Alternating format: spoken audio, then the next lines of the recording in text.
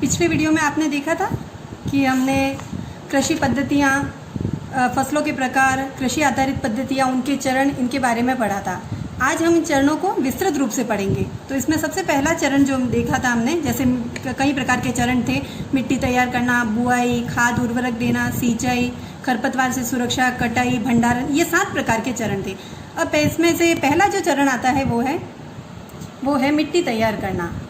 सबसे पहला चरण होता है मिट्टी तैयार करना, यानी कि हम फसल बो रहे हैं तो उसके लिए सबसे पहला जो काम होगा या पहला जो तत्व या पहला जो काम में लिया जाएगा उसको कहेंगे हम मिट्टी।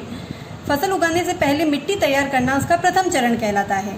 अब मिट्टी को पलटना तथा इसे पोला बनाना, यह इसका महत्वपूर्ण कार्य है। मिट्टी तैयार हो गई, मिट्टी ले ली, अब मिट्टी को भी किस तरीके से कार्य में लगाना, यानी मिट्टी को पहले पलटना होता है, उसे पोला यानी नरम बनाना, इसका महत्वपूर्ण कार्य होता है। अब पोला क्यों बनाना? क्योंकि पोला बनाएंगे या नरम बनाएंगे तो इसकी जो फसल हम उगाएंगे उसकी जड़ें है वो भूमि में गहराई तक जा सकती है। पोली मिट्टी में गहराई से धसी जड़ें भी सरलता से शोषण कर सकती है, क्योंकि उनको शोषण करने के लिए, उनको ये हवा मिलने के लिए आसानी से उसमें जगह मिल जाती है। पोली मिट्टी किस प्रकार से पौधों की जड़ों को सरलता से शोषण करने में सहायक है, ये हम देखेंगे। पोली मिट्टी में रहने वाले केंचुओं और सूक्ष्म जीवों की वृद्धि करने में सहायक होती है, यानी कि मिट्टी के अंदर जो केंचुए होते हैं, केंचुओं को किसानों के मित्र कहा गया है, और जो सूक्ष्म जीव होते हैं जो कि उस मिट्टी के लिए, उस फसल के लिए लाभदायक होने वाले हैं, उनकी वृद्धि करने में सहायक होती है। यह जीव किसानों के मित्र होते हैं। कौन से जीव? केंचुए जो होते हैं वो किसानों के मित्र होते हैं, क्योंकि यह मिट्टी को और पलट कर उसको पोला बनाते हैं और ह्यूमस यानी कि खाद बनाते हैं। परंतु मिट्टी को पलटना और पोला करना क्यों आवश्यक है?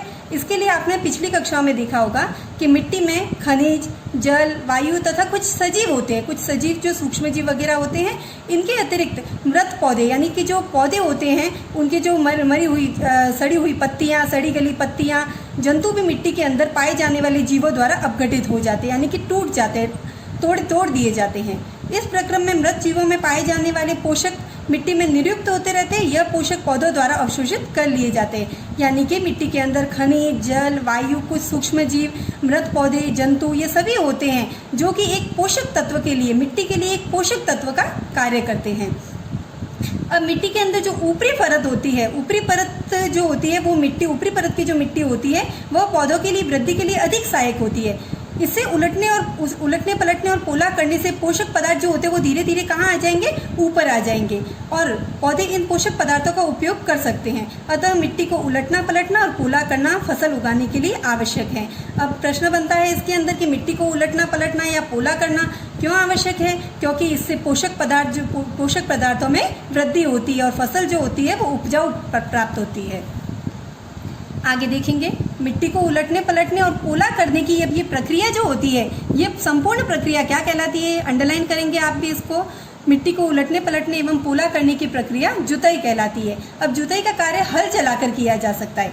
हल जो होते हैं वो लकड़ी के या लोहे के बने होते हैं। यदि मिट्टी अत्यंत सूखी है, यदि मिट्टी सूखी है तो सूखी मिट्टी होगी, वो आसानी से हल द्वारा नहीं चलाई जाएगी, तो जुताई करने से पहले यानी कि इसको पलटने से पहले, पोला बनाने से पहले इसको पानी दिया जाता है। जुते हुए खेत में मिट्टी के बड़े बड़े ढेले भी हो सकते हैं। अब ये ढेले होते हैं, इनको भी तोड़ना आवश्यक होता है, तो इसको एक पाटल की सहायता से तोड़ा जाता है। बुआई एवं सिंचाई के लिए खेत को समतल करना आवश्यक होता है। बुआई और सिंचाई जो कि इसके अगले चरण है, मिट्टी तैयार करने के अगले चरण क्या है? बुआई, सिंचाई आदि, इनके लिए खेत को समतल करना आवश्यक होता है। यह कार्य भी किसके द्वारा किया जाता है? पाटल के द्वारा। अंडरलाइन करेंगे आप इसको। कभी कभी जुताई से पहले खाद दी जाती है। इससे जुताई के समय खाद मिट्टी में भली भांति मिल जाती है और बुआई से पहले खेत में पानी भी दिया जाता है। अब जो मिट्टी तैयार की जाती है या फिर जुताई का कार्य किया जाता है, ये कुछ औजारों के द्वारा किया जाता है। ये औजार कहलाते हैं कृषि औजार। कृषि औजार आपके कोर्स में 3 तरह के दिए हैं, हल, कुदाली और जो पीछे आप देखेंगे तो कल्टीवेटर है। इसके अलावा हम देखेंगे अच्छी उपज के लिए बुआई से पहले मिट्टी को भुरभुरा करना आवश्यक होता है। यह कार्य अन्य औजारों से किया जाता है। मिट्टी को बिखेरना या भुरभुरा करना औजारों के द्वारा किया जाता है। इसके लिए हल, कुदाली, कल्टीवेटर इस कार्य में उपयोग में आने वाले प्रमुख औजार है। हम हल के बारे में पढ़ेंगे। हल, प्राचीन काल से ही हल का उपयोग जुताई, खाद उर्वरक मिलाने, खरपतवार निकालने, खरपतवार को समझ सकते हैं आप, मैंने पीछे बताया भी था कि अनावश्यक पौधे जो कि उस फसल के लिए हानिकारक होते हैं, खरपतवार निकालने एवं मिट्टी खुरचने के लिए किया जाता रहा है। यह औजार लकड़ी का बना होता है जिससे बैलों की जोड़ी या अन्य पशुओं की सहायता से खींचा जाता है। उसमें अन्य पशु हो सकते हैं, घोड़े, ऊंट, बैल आदि की सहायता से खींचा जाता है, जो कि आप चित्र में देख सकते हैं। इसमें चित्र दे रखा है। इसमें लोहे की मजबूत तिकोनी पत्ती होती है जिसे फाल कहा जाता है। इसमें जो नीचे की तरफ आप देखेंगे तो एक तिकोनी पत्ती दे रखी है जो कि जिसे फाल कहा जाता है। हल का मुख्य भाग लंबी लकड़ी का बना होता है जिसे हल शैफ्ट कहा जाता है। हल शैफ्ट को भी देख सकते हैं आप, फाल के ऊपर का जो भाग है इसे हल शैफ्ट कहा जाता है और जो बैलों के ऊपर लगा हुआ होता है उसे जोत कहा जाता है। इसके एक सिरे पर हैंडल होता है तथा दूसरा सिरा जोत के डंडे से जुड़ा हुआ होता है जिसे बैलों की गर्दन के ऊपर रखा जाता है। एक जोड़ी बैल या एक आदमी इसे सरलता से चला सकता है, यानी कि यह कम समय में हो जाता है। एक जोड़ी बैल और एक आदमी यानी कि कम की ज़रूरत पड़ती है। आजकल लोहे के हल तेज़ी से देसी लकड़ी के हल की जगह ले रहे हैं। अब पहले जो काम में लिए जाते थे वो लकड़ी के हल काम में लिए जाते हैं। धीरे धीरे समय जैसे बीतता जा रहा है तो अभी इनमें लकड़ी के हल की जगह पर लोहे के हल काम में लिए जाते हैं। अगला जो आता है कृषि औजार वो है कुदाली। यह एक सरल औजार है जिसका उपयोग खरपतवार निकालने और मिट्टी को पोला बनाने के लिए किया जाता है। आप इन पे ध्यान देंगे कि हल का उपयोग किस लिए किया जाता है, अंडरलाइन करेंगे, मैं अंडरलाइन कर रही हूँ उसको। और वापस कुदाली है, इसका उपयोग किस लिए किया जाता है, खरपतवार निकालने और मिट्टी को पोला करने के लिए। इसमें लकड़ी अथवा लोहे की छड़ होती है जिससे एक सिरे पर लोहे की चौड़ी और मुड़ी हुई प्लेट होती है। आप पुस्तक में देखेंगे चित्र दे रखा है इसका, जो कि एक ब्लेड की तरह कार्य करती है। यह मुड़ी हुई चौड़ी जो प्लेट होती है, ये प्लेट आप देख रहे होंगे, ये प्लेट दे रखी है, यह ब्लेड की तरह कार्य करती है। इसका दूसरा सिरा पशुओं के द्वारा खींचा जाता है। अंतिम जो कृषि औजार है वो दे रखा है कल्टीवेटर। आजकल जुताई ट्रैक्टर द्वारा संचालित कल्टीवेटर से की जाती है, यानी कि कल्टीवेटर जो होता है वो ट्रैक्टर, जहाँ चित्र में आप देख रहे हैं कि कल्टीवेटर को ट्रैक्टर के पीछे लगा दिया गया है। जैसे जैसे ट्रैक्टर चलता है कल्टीवेटर चलता जाता है और आसानी से जुताई हो जाती है। आजकल जुताई ट्रैक्टर द्वारा संचालित कल्टीवेटर से की जाती है। कल्टीवेटर के उपयोग से श्रम एवं समय दोनों की बचत होती है, यानी कि कम समय में और कम मेहनत में आसानी से जुताई का कार्य किया जा सकता है।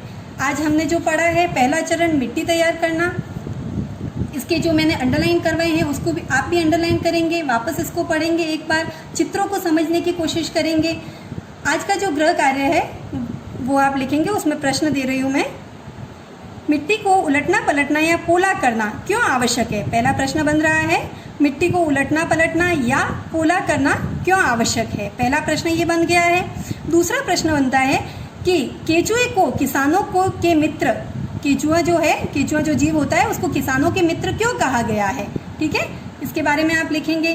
तीसरा प्रश्न लिखेंगे, जुताई की प्रक्रिया क्या होती है या जुताई किसे कहते हैं? चौथा प्रश्न आप लिखेंगे, कृषि औजार जो तीनों दे रखे हैं, कृषि औजारों को संक्षिप्त रूप से समझाइए। जो 3 प्रकार के औजार दे रखे, हल, कुदाली, कल्टीवेटर, इन तीनों के बारे में आपको संक्षिप्त रूप से यानी कि छोटे छोटे रूप में उसको समझाना है। इसके अलावा एक अंतिम प्रश्न बन रहा है, वो है कुदाली का चित्र। कुदाली का चित्र आपको बनाना है। विज्ञान में चित्र आते रहेंगे, इसलिए आपके चित्रों की अच्छे से प्रैक्टिस हो जाएगी, इसलिए आप इस वाले पॉइंट में आप कुदाली का चित्र बनाएंगे। ठीक है, आज के लिए इतना ही। कल हम इसके अगले चरण बुआई के बारे में पढ़ेंगे।